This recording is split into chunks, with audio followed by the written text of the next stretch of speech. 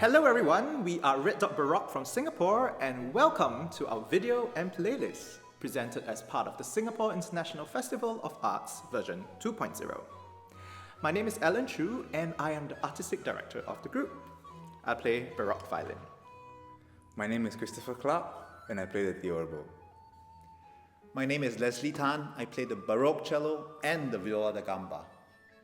The term Baroque music is often associated with compositional giants such as Bach, Handel, and Vivaldi. However, these three composers actually occupy only a small part of the entire Baroque era, which spans from approximately 1600 to 1750. These 150 years contain a rich variety of repertoire across the different European nations, and I hope that you enjoy the playlist we have specially curated for all of you that will showcase this unique richness. In this video, I will draw out some of the common trends in how Baroque music evolved over time using samples of violin repertoire.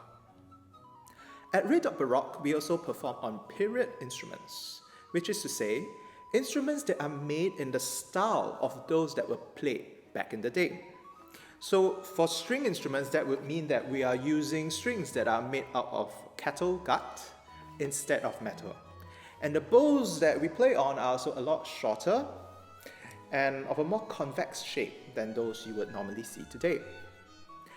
In our first selection for you, I will also perform using the way that they held the instruments in those times, which, for the Renaissance and early Baroque periods meant that they were on the arm like this. First up, we have a sonata by Dario Castello from 1629. Opera was one of the most important genres to have flourished at the start of the Baroque era in Italy. Composers started realizing the potential for music to have strong rhetorical qualities, just like a person giving a speech, and also for the power of music to be able to move the emotions of the people. Thus, early Italian Baroque music is characterized by a certain raw passion, strong speech-like qualities, and dramatic contrast between sections. We will now play for you the opening of Castello's Sonata Prima.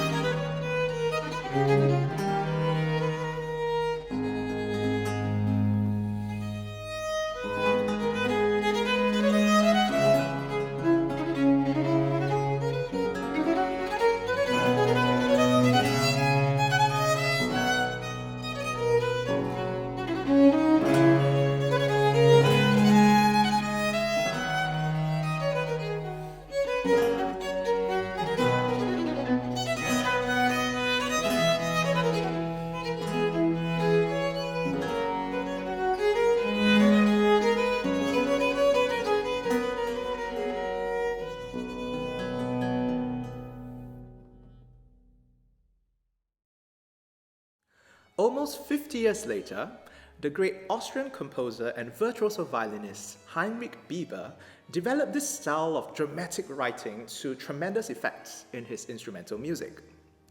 The bow was likely still about this length, still played with the thumb under the hair like this. However, the playing positions of the violin started to gradually move up the shoulder sometimes. In the opening of Bieber's Annunciation Sonata, you will hear Chris play an important role in punctuating the violin line and adding lots of color to the texture. Hey Chris, would you like to say a few words about your giant giraffe instrument right here? The theorbo is an instrument from the late 16th century and it has 14 strings. These 14 strings are used to provide harmony and chords for the ensemble.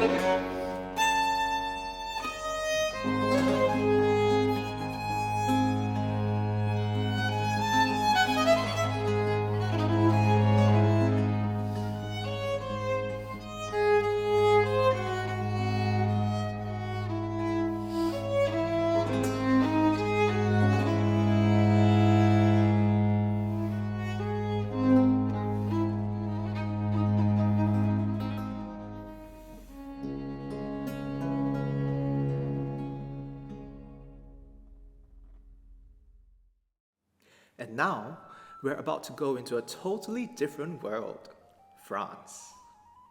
While the Italians and Austro-Germans like Bieber were writing outwardly expressive and dramatic music, the French composers reflected rhetoric through their music in another way. Through grace, elegance, and subtlety, which are so reminiscent of the French language. One of the favorite instruments of the French is the viola da gamba, which Leslie is going to switch to right now. Hey Leslie, would you like to say a few words about the two instruments which you are playing today? This is the Baroque cello. It's very similar to the modern cello, except it doesn't have an end pin. And to hold it, I just cradle it between my legs. This is the viola da gamba. The viola da gamba existed alongside the violin family up till the mid-18th century. This instrument has 7 strings, and I play it with an underhand grip.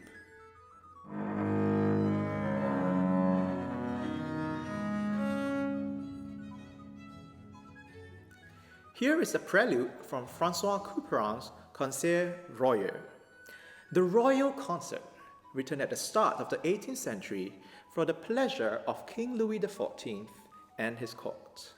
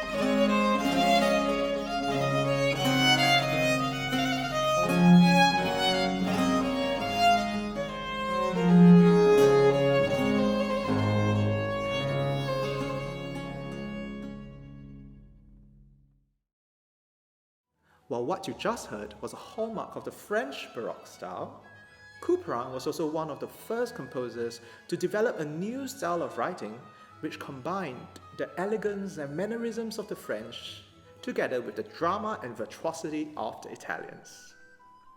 The virtuoso violinist Jean-Marie Leclerc totally embodied this new style of writing, and it is also interesting to note that he is a contemporary of Bach, Vivaldi, and Handel.